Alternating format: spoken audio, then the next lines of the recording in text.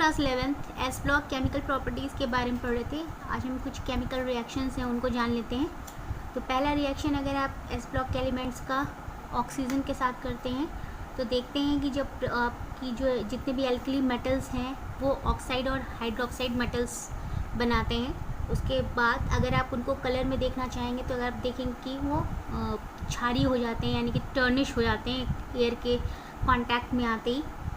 तो आप लिथियम की यहाँ पे हम क्रिया करके देख रहे हैं, तो लिथियम ऑक्सीजन के साथ जब क्रिया करता है तो ये एक सामान्य यानी जनरल ऑक्साइड बनाता है, जबकि जो दूसरे आपके मेटल्स होते हैं या क्षारीय धातु जिन्हें आप कहते हैं वो एल्कली बेस मेटल जब ऑक्सीजन के साथ क्रिया करते हैं तो वो सुपर ऑक्साइड बनाते हैं। अगर रिएक्शन के रूप में आप इन्हें देखना चाहेंगे तो आप देखेंगे कि लिथियम के दो मॉलिक्यूल्स ऑक्सीजन के हाफ मॉलिक्यूल्स के साथ भी आप रिएक्शन करा सकते हैं, वो तो आप बैलेंस कर सकते हैं अपने हिसाब से। तो लिथियम ऑक्साइड, और अगर आप 4 मॉलिक्यूल लिथियम के लेते हैं तो आपको 2 ऑक्सीजन के मॉलिक्यूल लेने पड़ेंगे और आपको लिथियम मोनोऑक्साइड मिलेगा, ठीक है। उसके बाद अगर आप सोडियम की क्रिया कराते हैं, सोडियम के 2 मॉलिक्यूल लेते हैं ऑक्सीजन के मॉलिक्यूल के 2 मॉलिक्यूल के साथ, तो आपको सोडियम पर ऑक्साइड मिलता है। और इसी तरह से आप बाकी की जो भी जितने भी मेटल्स एलिमेंट्स हैं आपके एल्कली बेस जितने भी हैं उनकी भी क्रिया आप इसी तरह से ऑक्सीजन के साथ करा सकते हैं, तो आपको मोनोऑक्साइड या परऑक्साइड जो आपका यौगिक है, कंपाउंड है, वो मिलता है, ठीक है।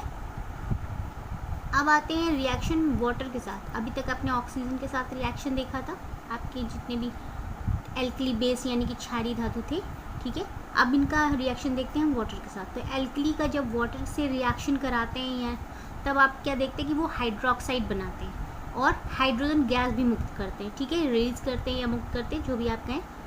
तो अगर आप देखेंगे कि एसिडिक कंपाउंड कैसे होते हैं ये, तो अगर हमने सोडियम की अभिक्रिया कराई वाटर से, तो वाटर के 2 मॉलिक्यूल लिए, तो सोडियम हाइड्रोक्साइड NaOH जिसे आप जानते हैं प्लस H2, ठीक है, हाइड्रोजन आपकी जो है वो भी रिलीज़ होती है गैस के रूप में।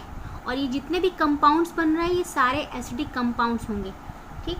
तो अगर आप सोडियम की यहाँ पे भी हैलाइड के साथ क्रिया कराते हैं तो आप देखते हैं कि आपको सोडियम हाइड्रोक्साइड प्लस हाइड्रोजन मिलती है, गैस मिलती है। अगर आप सोडियम की एसिटिलीन के साथ क्रिया कराते हैं तो आप देखते हैं कि ये सोडियम एसिटिलाइड बनाते हैं। और ये सारे आपका जो ये सोडियम एसिटिलाइड आपका जो कंपाउंड है, आप अच्छी तरह से जानते हैं कि ये एसिडिक कंपाउंड नोन है। तो अगर आपको कहीं पे भी एसिडिक कंपाउंड्स के बारे में पूछा जाए कि रिएक्शन की वाटर के साथ जब आप एल्कली मेटल का रिएक्शन कराते हैं तो आपको कौन सा एसिडिक कंपाउंड मिलते हैं, तो आप सोडियम एसिटिलाइड का एग्जाम्पल दे सकते हैं। अच्छा, अब ये तो था वाटर के साथ क्रिया करने पे। इसी के बेसिस पे अगर हम ये कहें कि ग्रुप में जब ऊपर से नीचे जाते हैं तो हम इलेक्ट्रोपॉजिटिव इंक्रीज़ होती है, ये भी कह सकते हैं। और रिएक्टिविटी जो वाटर के साथ होती है वो भी इंक्रीज़ होती है। इलेक्ट्रोपॉजिटिविटी बढ़ेगी तभी उसकी रिएक्टिविटी वाटर के साथ भी इंक्रीज़ होगी। तो ये था आपका रिएक्शन वाटर के साथ।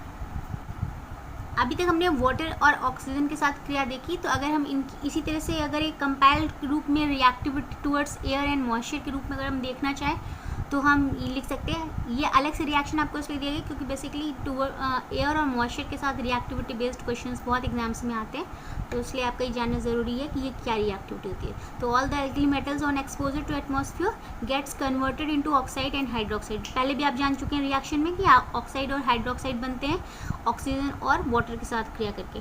और फाइनली जब ये क्रिया करते हैं तो ये कार्बोनेट्स में कन्वर्ट हो जाते हैं। एल्कली मेटल्स जितने होते हैं वो फाइनली कार्बोनेट्स में कन्वर्ट होते हैं और टर्निश्ड हो जाते हैं, यानी कि ऑक्सीडाइज्ड हो जाते हैं। आपने देखा होगा कि मेटल जो होता है वो आपका काला पड़ जाता है, आप इसे कह सकते हैं कि जो है वो ऑक्सीडाइज्ड हो गया या टर्निश्ड हो गया, वो एक्सपोज हो जाता है, जलित हो जाता है या क्रिया कर लेता है ऑक्सीजन और मॉइस्चर के साथ, इसके कारण से ऐसा होता है, ठीक है। तो अगर आप रिएक्शन के रूप में इन्हें दिखाना चाहेंगे तो कैसे दिखाएंगे कि M यहाँ पे जो हमने मेंशन किया है वो हमने इसलिए मेंशन किया क्योंकि आप इसकी जगह पे किसी भी एलिमेंट को आप रख सकते हैं। यहाँ पे एल्कली मेटल्स जितने भी आपके तत्व हैं आप गैस ब्लॉक में, लिथियम सोडियम पोटेशियम, उन सबको आप इन सब जगहों पे M की जगह पे प्लेस कर देंगे तो आपका सेम रिएक्शन बन जाएगा। तो अगर हम यहाँ पे 4 लिथियम प्लस O2 लेते तो आपका 2 मॉलिक्यूल ऑफ लिथियम ऑक्साइड का बन जाता, ठीक है। तो अगर हमने यहाँ पे इसीलिए आपको M से शो किया, तो 4M मॉलिक्यूल लिया आपने किसी भी एलिमेंट के और ऑक्सीजन के साथ क्रिया करी तो वो पहले ऑक्साइड में कन्वर्ट हुआ।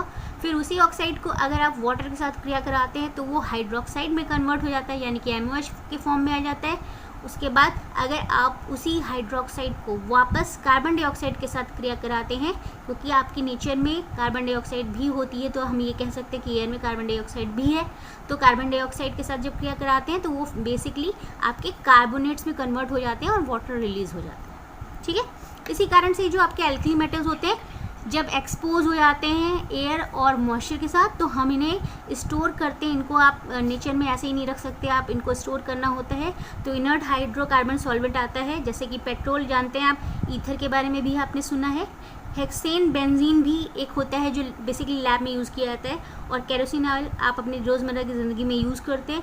इन सब के अंदर इन एल्कली मेटल्स को प्रिजर्व करके रखते हैं, जिसके कारण से ये एयर और मॉइस्चर के कॉन्टैक्ट में नहीं आता। ठीक है, इसी बात को अगर हम हिंदी में समझना चाहें तो क्या कहेंगे कि क्षारीय धातुओं को हम निष्क्रिय हाइड्रोकार्बन, जो लिक्विड आता है, द्रव आता है, उसमें हम संयोजित करके रखते हैं। जैसे कि पेट्रोल आप जानते हैं, ईथर, हेक्सेन बेंजीन आपकी लैब में यूज़ करने वाला आपका है लिक्विड, केरोसिन तेल जो आप घर में यूज़ करते हैं बेसिकली, उनको आप सबको क्षारीय धातुओं को आप अगर इसमें रखते हैं, इसमें प्रिजर्व करके रखते हैं, संयोजित करके रखते हैं, तो ये हवा व वातावरण के संपर्क में आने से इन्हें रोकता है, जिससे वह क्रिया नहीं कर पाते और ऑक्सीडाइज्ड होने से रह जाते हैं।